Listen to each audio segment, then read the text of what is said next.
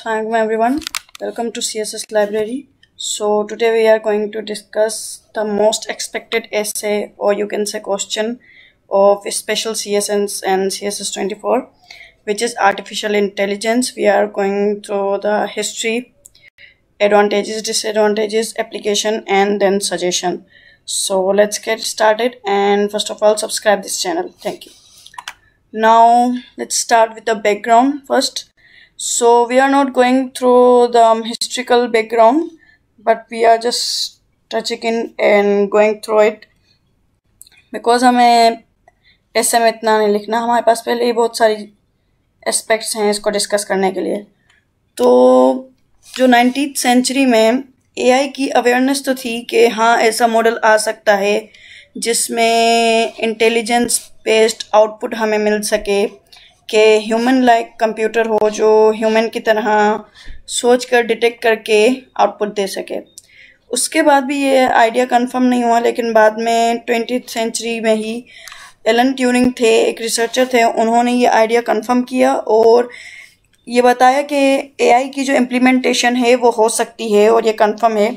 उसके साथ साथ उन्होंने डेफिनेशन दी हमें एआई की कि आर्टिफिशियल इंटेलिजेंस एक ऐसा कंप्यूटर बेस्ड सिस्टम होगा जो या फिर रोबोट होगा जो इंसान की तरह इंटेलिजेंस बेस्ड प्रॉब्लम सॉल्विंग कर सकता है और इंसान की तरह ही डिसीजन मेकिंग कर सकता है और आउटपुट हमें दे सकता है with respect to its current and previous data. तो एक्चुअली 19th सेंचुरी में हमारे पास जो कंप्यूटर्स थे वो इतने एडवांस नहीं थे, क्योंकि उसमें आउटपुट देने की तो सलाहियतें थीं, लेकिन उसमें हमारे पास डेटा स्टोरेज की इतनी कैपेबिलिटी नहीं थी। तो इन मिड 20th सेंचुरी में हमारे पास इम्प्लीमेंटेशन ज़्यादा हो जाती है और फिर हमें आउटपुट कंप्यूटर्स का ज़्यादा मिलता है, कंप्यूटर की बहुत सारी एडवांसमेंट होती है। तो उसके बाद एआई की इम्प्लीमेंटेशन होती है मिड 20th सेंचुरी में। उसके बाद एडवांटेजेस आ जाते हैं कि एआई जो है वो एक्यूरेट एंड प्रिस्क्राइब्ड आउटपुट देता है, यानी कि जो यूज़र को आउटपुट चाहिए वो एक्यूरेसी प्रोवाइड करता है हमें आउटपुट में।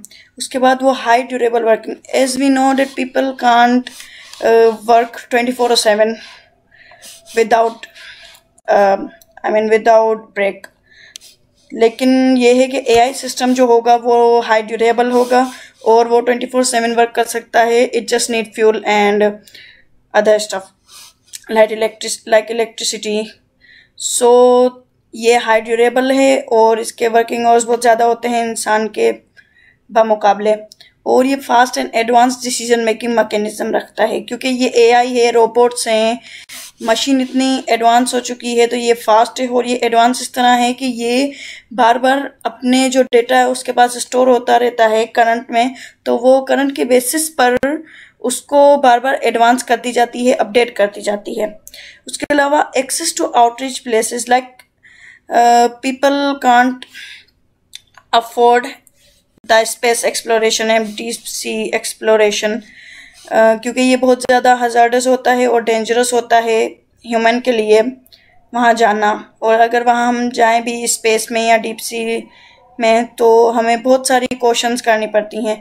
तो जो एआई रोबोट्स होते हैं या एआई मशीनरी जो होती है वो स्पेस में जा सकती है और डीप सी लेवल एक्सप्लोरेशन कर सकती है। जैसे मार्स पर जो रोबोट्स हैं वो एआई रोबोट्स हैं, वो वहाँ पर डिटेक्ट करते हैं मार्स का एनवायरनमेंट, और मून पर भी रोबोट्स हैं हमारे। उसके अलावा डीप सी लेवल एक्सप्लोरेशन के लिए भी हमें, क्योंकि डीप सी का एनवायरनमेंट बहुत ही ज़्यादा हज़ार्डस होता है, तो ह्यूमन वहाँ जाए तो ये बहुत ही उसके लिए डेंजरस होता है। उसके बाद एप्लीकेशन अगर हम देखें तो एप्लीकेशन बहुत ज़्यादा हैं एआई की अभी, क्योंकि इंडस्ट्रियल रेवोल्यूशन आ चुका है और ये 4th इंडस्ट्रियल रेवोल्यूशन भी कहलाता है जिसमें हम एआई यूज़ कर रहे हैं। एआई इंडस्ट्रीज़ में सबसे पहले यूज़ होता है जिसमें हम रोबोट्स यूज़ करते हैं ऑटोमोबाइल कंपनीज़ में।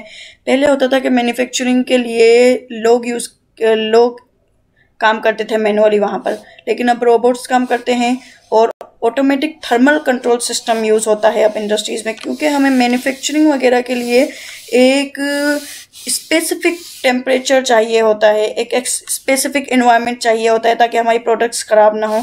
तो इंडस्ट्रीज़ में हम थर्मल कंट्रोल सिस्टम लगाते हैं जो एआई पे बेस्ड होता है।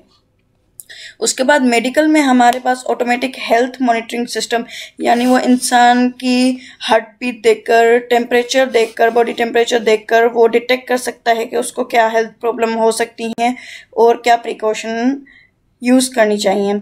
उसके बाद रोबोट जो हैं, जब डॉक्टर सर्जरीज परफॉर्म कर रहे होते हैं तो वहाँ पर रोबोट्स उन्हें असिस्ट करते हैं कि क्या डिसीजन मेकिंग करनी चाहिए, क्या सुइटेबल आउटपुट हैं, क्या सुइटेबल एक्शंस जो हैं वो डॉक्टर ले सकते हैं जिससे बेहतर सर्जरी हो सके।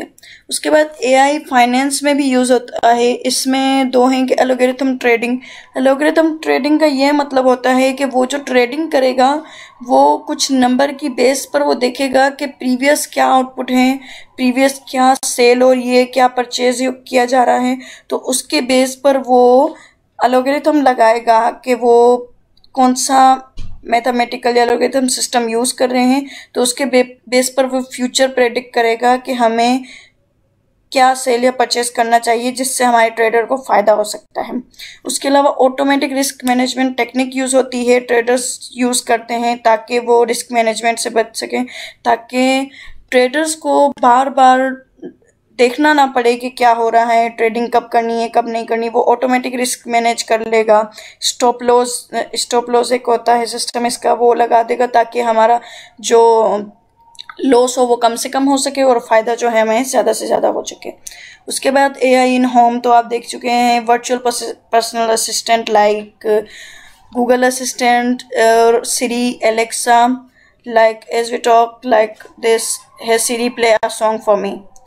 तो जो वर्चुअल पर्सनल असिस्टेंट होते हैं वो शेड्यूल इवेंट कर सकते हैं, वो एज अ रिमाइंडर हमारे लिए यूज़ हो सकते हैं, और इसके अलावा वो बहुत अच्छे तरीके से परफॉर्म करते हैं और हमें असिस्ट करते हैं।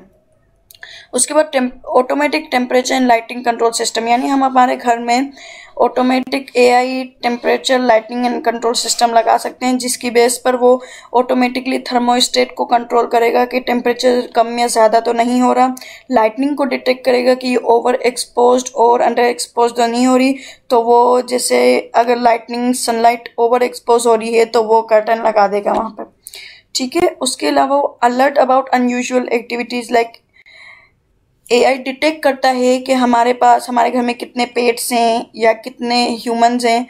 उसके अलावा वो किसी भी बंदे को डिटेक्ट कर लेगा, अगर रात के टाइम सपोज आपके थीफ आ रहा है, चोर आ रहा है, तो वो डिटेक्ट कर लेगा कि ये अनयूजुअल एक्टिविटी है, तो वो मोबाइल फ़ोन पर, ओनर के मोबाइल फ़ोन पर एक नोटिफिकेशन सेंड कर देगा।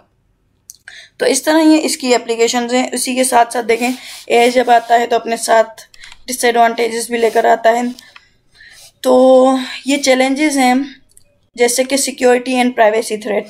सिक्योरिटी और प्राइवेसी थ्रेट ये है कि देखें एआई जो है वो हमारी वॉइस को डिटेक्ट करता है, हमारी वॉइस को वो यूज़ कर सकता है इलीगली, हमें पता ना चले, यानी कि वो हमारी जो वॉइस होती है उसको डिटेक्ट कर सकता है, अपने पास सेव कर सकता है और वो हमें आगे कहीं यूज़ कर सकता है इलीगल एक्टिविटीज़ में और हमें पता भी नहीं चल सकता।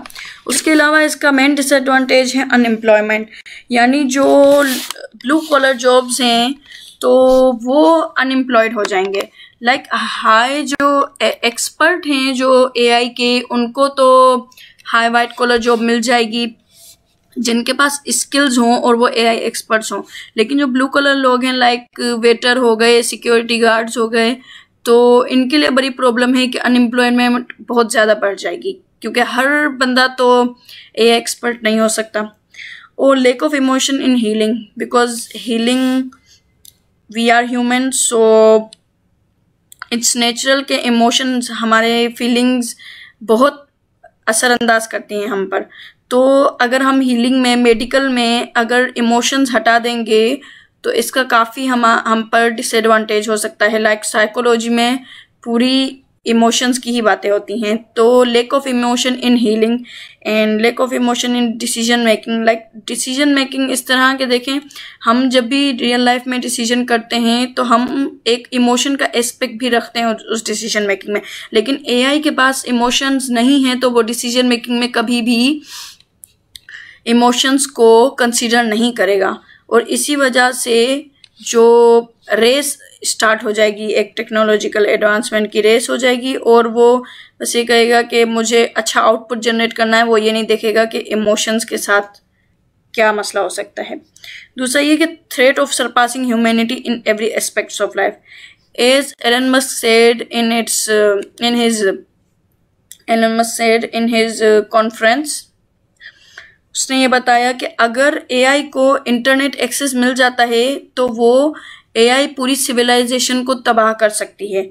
तो इस वजह से हमें ये पता चलता है कि थ्रेट है हमारे पास, ह्यूमैनिटी के पास थ्रेट है कि एआई जो है वो ह्यूमैनिटी को ओवरटेक कर सकता है। और अभी जिनेवा में कॉन्फ्रेंस हुई थी तो उसमें भी एआई रोबोट्स थे, उन्होंने ये कहा था कि we are the best leader and we are better leader than human leaders. तो देखें ये चैलेंजेस हैं जो हम फेस कर सकते हैं इन फ्यूचर। लेकिन अगर हम ये कुछ सजेशंस हैं, अगर ये सजेशन हम देख लें तो हो सकता है कि हम जो है इसके डिसएडवांटेज हैं उनको हम कम्बैक्ट कर सकें। लाइक एथिकल स्टैंडर्डाइज्ड गाइडलाइंस, यानी कि अगर हमारी गाइडलाइंस जो होंगी वो स्टैंडर्डाइज्ड होंगी, यानी हम एथिकल गाइडलाइंस हों उसको स्टैंडर्डाइज कर दें कि हर कंपनी जो भी एआई मॉडल बना रही है, एआई रोबोट्स जनरेट कर रही है, सिस्टम इम्प्लीमेंट कर रही है, तो वो कुछ स्टैंडर्डाइज गाइडलाइन हो, उन्हीं गाइडलाइन की बेस पर वो एआई रोबोट्स बनाएगी। क्योंकि अगर वो गाइडलाइंस फॉलो नहीं की जाएंगी तो उन पर सैंक्शंस लग सकते हैं ताकि आगे ह्यूमैनिटी को खतरा ना हो। दूसरा ये कि transparency of decision making and output generating mechanism. देखें एआई जो है वो जो उसके पास करंट डेटा होता है और प्रीवियस डेटा होता है उसकी बेसिस पर वो एल्गोरिथम लगा कर वो आउटपुट जनरेट करता है या डिसीजन मेकिंग करता है लाइक ह्यूमन। लेकिन हमें ये नहीं पता कि वो किस रिसोर्सेज से वो यूज़ कर रहा है और किसका वो डेटा वो यूज़ कर सकता है। हमें नहीं पता कि वो किसी इंसान का डेटा इलीगली यूज़ भी कर सकता है।